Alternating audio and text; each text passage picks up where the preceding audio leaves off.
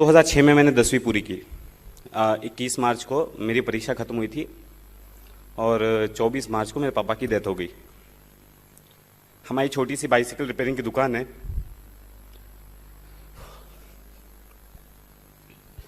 तो पापा के जाने के बाद एक निर्णय लिया कि घर के सब प्रेशर डालने लगे कि अभी घर का किसी को तो का ध्यान देना पड़ेगा।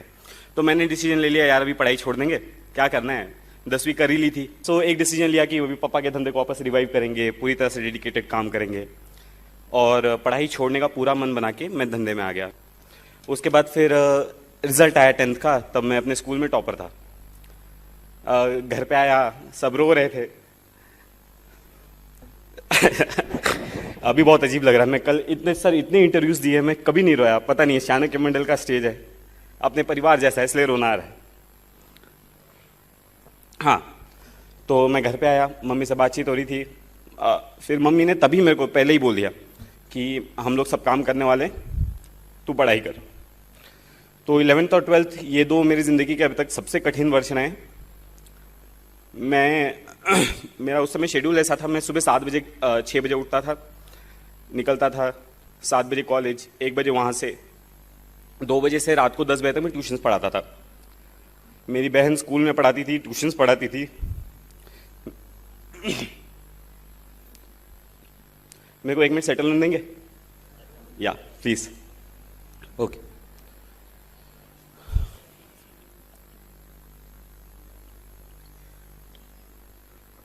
मुझे यूजुअली रोना नहीं आता है सब बताते हुए, मैं बहुत प्राउड हूँ ये सब चीज़ के लिए। लेकिन गॉड नोज क्यों हो रहा है।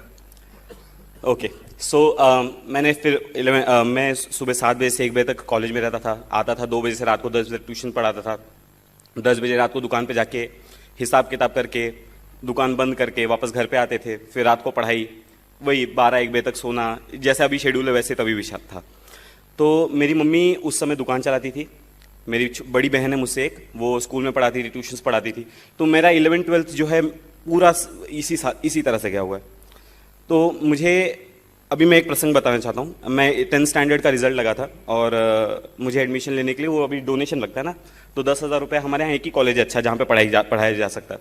सो वहाँ पे 10,000 रुपये डोनेशन था, भरना था, पैसे नहीं थे। तो ऐसा मैं और मम्मी ऐसे दुकान पे बाहर बैठ के ऐसे चर्चा कर रहे थे। मैं बोला मम्मी को, मम्मी जाने दो, क्या करना है, मेरा मन वैसे भी बन चुका था, मेरे को दुकान करना है ना। सो मैं बोला मम्मी जाने दो, क्या करना है पढ़ाई करके, मैं 1 साल रुकता हूँ, अगले साल वापस से देखा जाएगा कुछ होगा। और मम्मी वैसे ही मायूस बैठी थी। तो मेरी पापा का जो ट्रीटमेंट करते थे वो डॉक्टर में दुकान के सामने से जा रहे थे, वो अपने बच्चे का एडमिशन करवाने के लाए थे।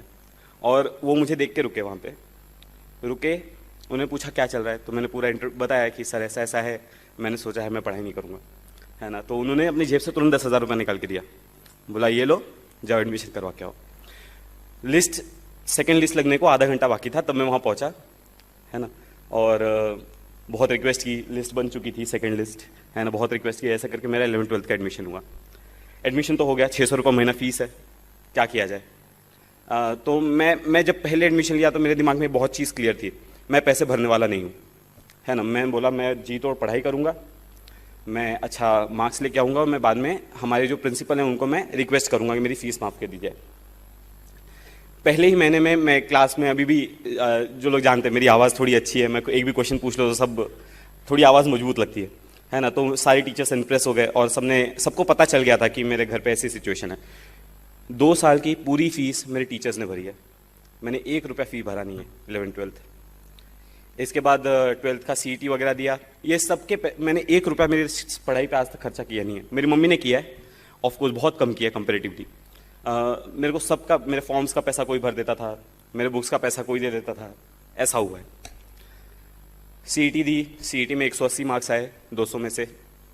ये हुआ कि एडमिशन लेना है। अब इंजीनियरिंग में अच्छा खासा पैसा लगता है, तो मम्मी ने 2 साल में पैसे जमा करके रखे थे, बहन कमाती थी, मेरी सैलरी थी। फर्स्ट ईयर का हो गया, बोला फर्स्ट ईयर में जाके 1 लाख रुपए का पूरा बजट था, 70,000 फीस, रहना खाना, 1 लाख रुपए का बजट था। बोला ठीक है, अपना फर्स्ट ईयर हो गया, एडमिशन ले लिया। अगेन सेम थिंग, मैंने बोला कि फर्स्ट ईयर का फीस भर दिया, सेकंड ईयर का फीस भरने का नहीं है। फर्स्ट ईयर में आया, सबने डराने लगे, यार इंजीनियरिंग में तो बैकलॉग लगता ही है ना। बिना बैकलॉग के अगर तू पास हो गया तो इंजीनियरिंग की ही नहीं है, ठीक है। जो टॉपर लोग होते हैं वो अलग ही दुनिया के होते हैं। सो मैं थोड़ा सहम गया, लोगों ने क्लासेस वगैरह लगा लिए, सब्जेक्ट के लिए मैं क्लासेस लगा नहीं सकता था, तो मैंने फुल टाइम अच्छी तरह से मैंने बोला यार इनको हटाओ, मेरे को जो करना मैं वो करता हूँ, ठीक है। ये एटीट्यूड मेरे अंदर मेरी मम्मी की वजह से आया, मेरे को जो करना है उस पर ध्यान देता है, दुनिया क्या बोल रही है उससे क्या करना है, ठीक है। तो मैंने फर्स्ट सेम में पढ़ाई शुरू की, मेरे फर्स्ट सेमेस्टर में 86% आए, मैं यूनिवर्सिटी टॉपर था। जब 86% आ गए, सारी टीचर्स ने नोटिस किया, अरे 86% तो MIT का रिकॉर्ड है। अब बाद में ब्रेक हो गया, अभी तो कुछ भी आ जाते मार्क्स, ठीक है। उस समय रिकॉर्ड था, तो टीचर्स ने नोटिस किया, अरे ये कौन है। फिर माधवी लता मैडम नाम की एक मैथमेटिक्स डिपार्टमेंट में एक प्रोफेसर है, तो वो उन्होंने मेरे को राखी बांधी है, she is my rakhi sister. तो उन्होंने बुलाया, अरे वरुण क्या है, तो मैंने मैम को पूरा सिचुएशन घर की मेरी एक्सप्लेन की, और उन्होंने एक प्रोफेसर से लेकर, डीन से लेकर, डायरेक्टर से लेकर हर एक को मेरी सिचुएशन पहुंचा दी, एंड वहाँ से एक प्रोसेस चालू हो गया, ठीक है। सेकेंड ईयर तक वो प्रोसेस पूरा नहीं हुआ था, तो मेरी फीस मेरे फ्रेंड्स ने भरी है ना, फ्रेंड्स ने, उनके पेरेंट्स ने।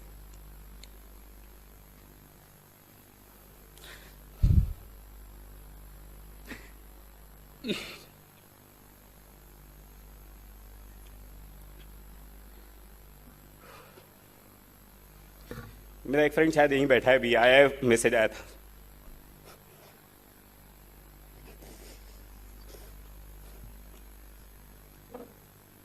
ओके, तो सेकेंड ईयर में ऐसा हो गया। फिर थर्ड ईयर और फाइनल ईयर में वो फ्रीशिप मिल गई, मेरी इंजीनियरिंग खत्म हो गई। इंजीनियरिंग होने के बाद अभी ये सिविल सर्विसेज का भूत कैसे आया। अभी इंजीनियरिंग के बाद मैं यूनिवर्सिटी टॉपर हूँ, मुझे गोल्ड मेडल मिला हुआ यूनिवर्सिटी का। ऐसा था कि अभी इंजीनियरिंग के बाद क्या, जॉब वगैरह के लिए इंटरव्यूज़ दिए, जॉब्स लग गई मेरे को, बहुत 5-6 जगह से अभी भी ऑफर्स हैं, मतलब स्टैंडिंग है, बोला कि अभी भी आपको आना है, आप कॉल करो आ जाओ, ठीक है। सो प्लेसमेंट अच्छी हो गई थी, लेकिन हमको भूत सिविल सर्विस का तब तक चढ़ चुका था। सबसे पहले मेरे को कॉर्पोरेट सेक्टर में जॉब मिली थी, तो मैंने बोला यार कॉर्पोरेट में नहीं जाते, हमको अपने टेक्निकली रहना है, हम पब्लिक सेक्टर में जाएंगे। पब्लिक सेक्टर की तैयारी, मतलब गेट वगैरह की, मैंने गेट थर्ड ईयर में दी थी, मेरा रैंक 384 आया, फाइनल ईयर में दी 143 आया। बोला यार अब तो सेट है, IIT मिल रहा है, सब मिल रहा है, किसी भी कंपनी में जॉब मिल जाएगा।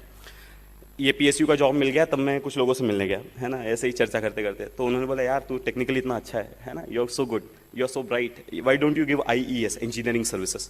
अब मैंने सिलेबस देखा, बोला यार ये तो अपना ठीक है, हो जाएगा, कोई दिक्कत नहीं। तो इंजीनियरिंग सर्विस की तैयारी शुरू करते हैं। तो अभी तक मेरी ग्रेजुएशन कंप्लीट हो गई थी, ठीक है, मैंने गेट दे दी थी और I was about to take admission. तो मैंने बोला यार इंजीनियरिंग सर्विसेज करते हैं, PSU छोड़। तो मैंने PSU को नहीं लिया, मैंने इंजीनियरिंग सर्विस की तैयारी शुरू की। 3-4 महीना मैंने वो किया, ठीक है। 3-4 महीना वो किया, तब लोगों से बातचीत चालू ही रहती है, आप वैक्यूम में जाके पढ़ाई नहीं शुरू करते, है ना। सो आप लोगों से बातचीत करते, तो किसी ने मेरे को सजेस्ट किया है तू इतना ब्राइट है ना, तू इंजीनियरिंग सर्विसेज क्यों कर रहा है, तू सिविल सर्विसेज देख, है ना, वो तो और बड़ी पोजीशन है। तो मैंने बोला हाँ यार ये भी सही है ना। तो सिविल सर्विसेज का देखते हैं क्या है। तो पहले तो उठाया हिस्ट्री ज्योग्राफी, कुछ नहीं समझा, मैं बोला यार ये तो सर का दर्द है ना। तो उसके बाद मैंने बोला करेंगे। तो मैं एक जन से मिलने गया था, अब मैं यहाँ पे दूसरा रीज़न बताता हूँ हम क्यों पीछे रह जाते हैं। मैं एक जन से मिलने गया था, वो बोल रहे थे कि यार UPSC में जो पास होते हैं ना, ये तो 30 मार्क खान होते हैं, है ना, मतलब ये। तो देखो जब आप खुद को सब स्टैंडर्ड समझने लगते हो कि यार वो 30 मार्क खाने में सब स्टैंडर्ड हूँ, है ना, एक्स्ट्रा ऑर्डिनरी और सब स्टैंडर्ड में कभी कॉम्पिटिशन नहीं होता, ठीक है। अगर आप खुद को सब स्टैंडर्ड मान लिए हैं तो आप कभी एक्स्ट्रा ऑर्डिनरी से कम्पीट ही नहीं कर सकते, है ना। तो मैं जब उनसे मिलने गया था तो मैंने उनको बोला था कि वो होगा 30 मार्क खान, मैं भी 30 मार्क खान हूँ। घर का फाइनेंशियल कंडीशन ठीक नहीं था, तो मम्मी बोल रही थी यार अब तो जॉब करना है, अब मैं थक गई हूँ, मेरे को पैसे चाहिए अभी, और मेरे को सिविल सर्विसेज का भूत चढ़ा था। तब मैं 10-15 दिन मेरी मम्मी मेरे से बहुत नाराज़ थी, बोलती नहीं थी, बातचीत हमारी होती थी, लेकिन वो आपको समझता है, राइट। मम्मी और बेटे का एक कनेक्शन होता है, आपको समझने लगता है कि आपकी मम्मी आपसे नाराज़ है। लेकिन तब तक मेरी ज्वाइनिंग की डेट जा चुकी थी, मम्मी भी कुछ कर नहीं सकती थी, तो मम्मी ने भी फिर मेरे को सपोर्ट किया। बाद में मेरी मम्मी ने मेरे को फुल सपोर्ट किया किसी भी तरीके से। अब आ गया जनवरी का टाइम, जनवरी 2013 मैंने डिसीजन लिया कि मुझे सिविल सर्विसेज करना है। जनवरी 2013 मैंने प्रिपरेशन शुरू की। मई 2013 में मैंने डिसाइड किया कि मेरे को प्रीलिम्स देनी है। मेरे पास 4 ही महीने थे प्रिपेयर करने के लिए, तब तक मैंने कुछ नहीं पढ़ा था, ठीक है। 4 महीने में पढ़ाई कैसे करनी है मैं लेक्चर्स में बहुत बार डिस्कस करता हूँ, मैं अभी उस पर 2-2 घंटे के लेक्चर्स लेता हूँ उस पर, ठीक है। तो 4 महीने में मैंने न्यूज़पेपर्स पे बहुत ज़्यादा फोकस किया, कुछ सब्जेक्ट सेलेक्ट किए, प्रायोरिटाइज किया, सारे सब्जेक्ट्स नहीं किए। मैंने एंशिएंट हिस्ट्री, मिडिवल हिस्ट्री आज तक नहीं पढ़ी है, ठीक है। और मुझे अभी भी कुछ क्वेश्चंस पूछ ले तो वहाँ से कभी कभी चला जाता हूँ, यार नहीं ये अपनी बस की बात नहीं है, तो मैंने बहुत सिलेक्टेड स्टडी की, बहुत फोकस स्टडी की। 4 महीने में मैंने प्रीलिम्स दी। अब प्रीलिम्स देने के बाद एक फीलिंग आ जाती है, यार अपना प्रीलिम्स क्लियर हो रहा है, ठीक है। सो मैं एग्जाम हॉल के बाहर निकला तो अरे वो फीलिंग थी, अरे यार अपना प्रीलिम्स क्लियर हो जा रहा है, तो अब मेंस की तैयारी करना शुरू करना है। ओके ठीक है, मेंस की तैयारी शुरू। अब मेंस के लिए ऑप्शनल सेलेक्ट करना है। अब ऑप्शनल मैं लोगों से पहले बात की थी तो बोला था ज्योग्राफी ऑप्शनल अच्छा है, पबैड अच्छा है, बहुत लोग लेते हैं। तो मैंने ज्योग्राफी की पढ़ाई शुरू की। ज्योग्राफी पढ़ा, वो सविंद्र सिंह उठाया, अरे यार ये क्या बोल रहा है, 2 चैप्टर्स हुए, 2 चैप्टर्स इतने ज़्यादा हो गए कि कुछ समझ नहीं रहा था। मैं बोला यार ज्योग्राफी अपने बस की बात नहीं है, हटाओ। पबैड उठाया, वो थिंकर्स की लिस्ट, अरे बाप रे सर दुखने लगा, तो पबैड हटाया। उसके बाद मैंने एंथ्रो उठाया, वो हटाया, साइकोलॉजी उठाया, वो हटाया। अब इसमें जो है अब तक प्रीलिम्स का रिजल्ट आ गया था, मेरा ऑप्शनल फाइनल नहीं हुआ था। अब ऐसी हालत में क्या किया जाए। मैं चिन्मय भैया के पास गया, अरे चिन्मय भैया ये क्या हो गया है ना, मेरे को समझ में नहीं आ रहा मैं क्या करूँ। तो चिन्मय भैया ने बोला एक काम कर, तो अब तू पोल साइंस पढ़ के देख, ठीक है। तो मैंने पोल साइंस की शुभ्रा रंजन की बुक है, मैंने वो उठाई और वो काफ़ी सिंपल लैंग्वेज में लिखी है, तो मैं वो पढ़ा। मैं बोला हाँ यार ये जम रहा है अपने को। लेकिन तब तक मेरा तो अभी भी फाइनल नहीं हुआ था, मेंस के फॉर्म भरने का मौका आ गया था, है ना। अब मैं डिटेल एप्लीकेशन फॉर्म भर रहा था, तब मैं सारी बुक सामने लेके बैठा था, ज्योग्राफी की, हिस्ट्री की, है ना। और मैं सोच रहा था मैं ऑप्शनल कौन सा भरूँ, ठीक है। सो फाइनली मैंने वहाँ पे पोल साइंस डाला और उसके बाद मैंने पोल साइंस लिया, बोला अभी ये सब साइड हटाएगा, मेरा ऑप्शनल पोल साइंस है, ठीक है। तो ऐसे करने के बाद मैंने पोल साइंस की प्रिपरेशन शुरू की। दिसंबर में मेंस थी। मेंस में मेरा GS1 GS2 का पेपर बहुत ख़राब गया था। मतलब मैं ऋषिकेश भैया मेरे साथ ही थे, है ना। और GS1 का पेपर निकलने के बाद मैं डिप्रेस था, मैं खाना नहीं खाया था, वो ब्रेक होता है बीच में 2 घंटा। मैं बोल रहा था भैया मैंने 125 का अटेम्प्ट किया है 250 में से, वो बाद में ज़्यादा था, मैंने उस समय मिस कैलकुलेट किया था, हाँ ठीक है। तो भैया मैंने इतना कम अटेम्प्ट किया है, हाँ। तो मैं एकदम प्रेशर में था, लेकिन अटेम्प्ट कम ही है। तो मुझे ऐसा लगता है मेरा रीज़न क्या है सेलेक्ट होने का, मेरा अटेम्प्ट बहुत कम है। मैंने मेरे आंसर्स को हमेशा ओरिजिनल रखा है। मैं 10th स्टैंडर्ड से 11th स्टैंडर्ड से मैंने कभी डाइजेस्ट फॉलो नहीं किया कोई। मैं अपने आंसर्स खुद बनाता हूँ। मैं नोट्स मेकिंग का मैं सबको एडवाइस देता हूँ कि नोट्स बनाने चाहिए, 4 फायदे हैं वगैरह वगैरह। नीचे बैठे थे रिजल्ट आने वाला, मेरे को चिन्मय भैया का मैसेज आया कॉन्ग्रेचुलेशंस करके। तो मैं चिन्मय भैया को फ़ोन लगाया, भैया आपने रिजल्ट देखा क्या? तो भैया बोले हाँ कॉन्ग्रेचुलेशंस। हाँ तो मैंने पूछा भैया आपने रैंक देखी क्या मेरी कितनी है? तो भैया ने बोला 32। मैं बोला हाँ 32 कितना, 132 232 कितना 32, है ना। सो भैया ने बोला नहीं ओनली 32। मैं बोला अरे बाप रे। तो मुझे पहले तो विश्वास ही नहीं हुआ, अरे यार अपनी ओनली 32 रैंक है ना। सो ये विश्वास नहीं हुआ क्योंकि मुझे पता नहीं था कि यूपीएससी आंसर्स कैसे इवैल्यूएट करती है। मुझे ऐसा लगता था कि वो अटेम्प्ट कितना है इस पर डिपेंड कर रहा है, ठीक है। लेकिन मुझे अभी ऐसा लगता है कि अगर आपके आंसर्स ओरिजिनल है तो आप अगर अटेम्प्ट थोड़ा कम भी होगा तो आप सिलेक्ट हो जाओगे। आपसे जो गलतियां हो गई हैं आपके और सोचने से वो गलतियां करेक्ट नहीं होंगी, ठीक है। आपका काम ये है जो गलतियां हो गई हैं उनको कॉम्पेंसेट करने के लिए आगे की आप प्लानिंग कैसे कर रहे हो। मैं बैकलॉग्स कैसे क्लियर करता था मैं ये बताता हूँ, मैंने क्लास में बहुत बार बताया। हम जब न्यूज़पेपर में पढ़ते हैं तो आपको 10 टर्म्स नहीं दिखाई देते, है ना, कि यार मेरे को ये 10 टर्म्स की स्टडी करनी है आज। तो मैं एक नोटबुक बनाई थी, मैं उसमें वो सारे टर्म्स लिखता था कि आर्टिकल 72 पढ़ना है, प्रेसिडेंट के पावर्स पढ़ने हैं, ठीक है, ऐसे। उसके बाद मैं जब न्यूज़पेपर पढ़ के हो जाता था तो मैं इंटरनेट पर रोज़ 2 घंटा का मैंने टाइम रखा था कि 2 घंटा बैठ के वो टॉपिक्स के ऊपर सर्च करना है। तो इंटरनेट पे बैठे तो कई बार क्या होता है 10 टॉपिक्स आपने लिखे तो 5 ही टॉपिक्स हो पाते हैं। किसी दिन अपने को आलस हो जाता है तो अपन 2 घंटे की जगह 1 ही घंटा पढ़ते हैं, ठीक है। सो ऐसे करके वो 5 हो गए तो दूसरे दिन में चले जाते हैं, तो आपके दूसरे दिन ऐसे बैकलॉग जो है बढ़ता जाता है। तो कई बार क्या होती है वो लिस्ट बहुत लंबी हो जाती है, फिर एक दिन सडनली टेंशन आने लगता है, यार ये लिस्ट इतनी लंबी हो गई, है ना, अब इसको क्लियर करने में अपना पूरा दिन जाएगा। तो जब ऐसा होता था तब मैं उसके नीचे एक लाइन ड्रॉ करता था और बोलता था आज से नया लिस्ट चालू करेंगे, ठीक है। सो अभी जो गलतियां हो गई हैं, ठीक है, उनको करेक्ट करना चाहिए।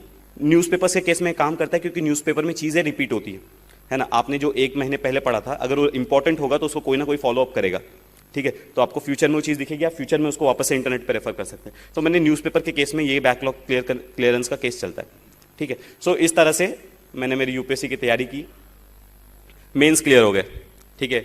अभी इंटरव्यू में क्या करना है ना। इंटरव्यू में जाते टाइम मैंने तो पढ़ाई ज़्यादा की नहीं है ना। मैं जनवरी में प्रिपरेशन शुरू किया है, लोगों के पास एक्सपीरियंस होता है कि इस सब्जेक्ट को कैसे हैंडल करना है। सो मुझे पता नहीं था क्या करना है इंटरव्यू में। तो यूपीएससी इंटरव्यू बहुत कॉर्डियल होता है, बाहर जैसे लोग डराते हैं ना वैसा बिल्कुल नहीं है। जो लोग इंटरव्यूज़ नहीं दिए ना वो डराते ज़्यादा हैं। जो इंटरव्यूज़ दे के आए हैं आप उनसे बात करेंगे ना तो वो बताएंगे नहीं यार मस्त है, चिल रहते हैं, आराम से जाओ देख के आओ। तो उसके बाद आज का दिन है, मैं आपके सामने खड़ा हूँ। तो ये मेरी जर्नी की पूरी स्टोरी है। एक्चुअली मैंने बहुत सारी चीज़ें एलिमिनेट कर दी हैं, लेकिन एक्सपीरियंसेस इतने ज़्यादा हैं, टाइम बहुत कम है एक्चुअली, 15 मिनट में अपना प्रोग्राम खत्म होने वाला है, तो इसके लिए समय की पाबंदी की वजह से अपन नहीं बात कर पाएंगे। मैं होप करता हूँ फ्यूचर में अपन वापस से मिलेंगे और अपन और बातें करेंगे। Thank you very much.